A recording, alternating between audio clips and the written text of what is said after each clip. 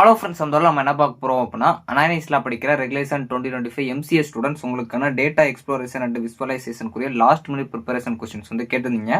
MCA 25105 அதுக்குரிய important questions last minute குறியது பார்க்கலாம். ஸோ இது போக உங்களுக்கு ஒரு சில டிப்ஸ் சொல்ல போகிறேன். ஸோ அங்கே எடுக்கலாம் போகலாம்.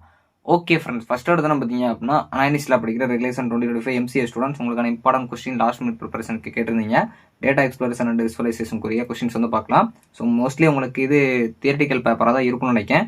ஸோ இது வந்து நான் எதை வச்சு எடுத்திருக்கேன் அப்படின்னா, இன்ஜினியரிங்கில் பார்த்தீங்க அப்படின்னா பிஇ பிடெக்கில் படிக்கிற students AIDS artificial intelligence and data சயின்ஸில் வந்து இதே மாதிரி ஒரு பேப்பர் இருக்குது. அது ஒரு டைம் வந்து ப்ராப்ளமாக கேட்டிருந்தாங்க. பேலன்ஸ் எல்லா டைம் பார்த்தீங்க அப்படின்னா தியரிட்டிக்கல் தான் கேட்டிருந்தாங்க. அதை வச்சு நான் அனலைஸ் பண்ணி எடுத்திருக்கேன். ஸோ அந்த மாடல் கொஸ்டின் பேப்பர் நான் பண்ணாலும் நீங்கள் கூகுளில் சர்ச் பண்ணி பாருங்கள், கிடைக்கும். ஸோ ஃபஸ்ட்டு வந்து பார்த்தீங்க அப்படின்னா MCA 25105 data exploration and visualisation unit 1 பொறுத்த வரைக்கும் லாஸ்ட் மினிட் ப்ரிப்பரேஷன் பொறுத்த வரைக்கும் EDA டூல்ஸ் நல்லா பார்த்துக்கோங்க, EDAவும் நல்லா பார்த்துக்கோங்க. ஸோ அதுபோக இந்த பேசிக் அனாலிசிஸ் நல்லா பார்த்து வச்சுக்கோங்க. ஹேண்ட்லிங் டேட்டா குவாலிட்டி ரொம்ப ரொம்ப முக்கியமான ஒன்று. மிஸ்ஸிங் வேல்யூஸும் ரொம்ப முக்கியமான ஒன்று. அவுட்லயர்ஸும் பார்த்துக்கோங்க. ஸோ யூனிட் 2 பொறுத்த வரைக்கும் யூனிவேரியேட் அண்ட் பைவேரியேட் அனாலிசிஸ் ரொம்ப ரொம்ப முக்கியமான ஒன்று. இது நிறைய டைம்ஸ் கேட்டிருக்காங்க. ஒரு சில டைம் இது 15 மார்க்கில் கேட்டிருந்தாங்க. அதோட பர்பஸ் இது ரெண்டே டிஃபரன்ஸ் பண்ண சொல்லி கேட்கலாம். இதோட எக்ஸாம்பிள்ஸ் பார்த்துக்கோங்க. அதாவது தனித்தனியாக எக்ஸாம்பிள்ஸ் பார்த்து வச்சுக்கோங்க. அதில் பைவேரியேட் வந்து அதாவது பைவேரியேட் அனாலிசிஸை வந்து குவாலிட்டேட்டிவாக இல்லை குவான்டிடேட்டிவ்னு ஒரு கேட்டிருந்தாங்க. ஸோ அதனால் அந்த பைவேரியேட் அனாலிசிஸையும் தனியாக ஒருக்கா படித்து வச்சுக்கோங்க. ஸ்கேலிங் அண்ட் ஸ்டாண்டர்டைசிங் இது ரொம்ப முக்கியமான ஒன்று. சம்டைம்ஸ் வந்து ஸ்ப்ளிட்டிங் கொஸ்டின்ஸில் வந்து இது இருந்துச்சு. கண்டிஜென்சி டேபிள்ஸும் ரொம்ப ரொம்ப முக்கியமான ஒன்று. இது பிக் கொஸ்டினில் இருந்துச்சு. ஸோ இது போக உங்களுக்கு அந்த ஜினி இண்டெக்ஸு வேரியன்ஸு ஸ்டாண்டர்ட் டிவியேஷன் என்னென்னு பார்த்துக்கோங்க. ப்ராப்ளமெட்டிக்ஸாக இதை கேட்டாங்கன்னா இந்த டாப்பிக்லேருந்து வர வாய்ப்பு இருக்குது. கொஞ்சம் பார்த்து வச்சுக்கோங்க. அதனால் ஒரு சில ப்ராப்ளம்ஸையும் கொஞ்சம் சால்வ் பண்ணி பாருங்கள். ஸோ அது போக உங்களுக்கு தெரிலனாலும் அதை எப்படி ஸ்டெப் வைஸாக கொண்டு போகணும்னு பார்த்து வச்சுக்கோங்க. மீன் மீடியன் பார்த்து வச்சுக்கோங்க. யூனிட் 3 பொறுத்த வரைக்கும் மல்டிவேரியேட் அனாலிசிஸ் இதோட கேரக்டரிஸ்டிக் ரொம்ப முக்கியம். இந்த சப்ஜெக்ட்டில் தியரிட்டிக்கலாக கேட்குறாங்கன்னா கேரக்டரிஸ்டிக் ரொம்ப முக்கியம். அதனால் எது படித்தாலும் கேரக்டரிஸ்டிக் பர்பஸ்லாம் படிச்சு வச்சுக்கோங்க. ஸோ அதுக்கப்புறம் வந்து உங்களுக்கு characteristic of time series data கண்டிப்பாக கேட்பாங்க. இது டைம் சீரிஸ் டேட்டாஸ் வந்து கன்ஃபார்ம் உங்களுக்கு ஒரு கொஸ்டின் இருக்கும், நல்லா படிச்சுக்கோங்க. Data cleaning in time series இது ஒரு ரிப்பீட்டட் கொஸ்டின், கொஞ்சம் நல்லா படிச்சு வச்சுக்கோங்க. ஸோ இப்போ ரீசாம்பிளிங்னா என்னன்னு கேட்கலாம்.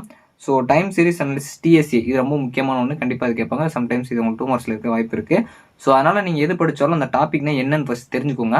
அது எப்படி அட்டன் பண்ணணும் பாருங்கள். அது போக அதுக்கு பேசிக்காக மாடல் எப்படி இருக்குது அப்படிங்கிறதையும் சும்மா ஒரு ப்ராப்ளம் பார்த்து வச்சுக்கோங்க. நீங்கள் எக்ஸாம்பிள் கொடுக்குறதுக்கு யூஸ்ஃபுல்லாக இருக்கும். டிப்ஸ் நான் லாஸ்ட் சொல்கிறேன். ஸோ 4th யூனிட் பொறுத்த வரைக்கும் விசுவலைசேஷன் அண்ட் ஸ்டேஜஸ் ரொம்ப முக்கியமான ஒன்று. அதாவது ஸ்டேஜஸ் ஆஃப் விசுவலைசேஷன் இருக்கும், ரொம்ப முக்கியமான ஒன்று. விசுவலைசேஷனில் என்ன கேட்கலாம், ரொம்ப முக்கியமான கான்செப்ட் நல்லா பார்த்துக்கோங்க.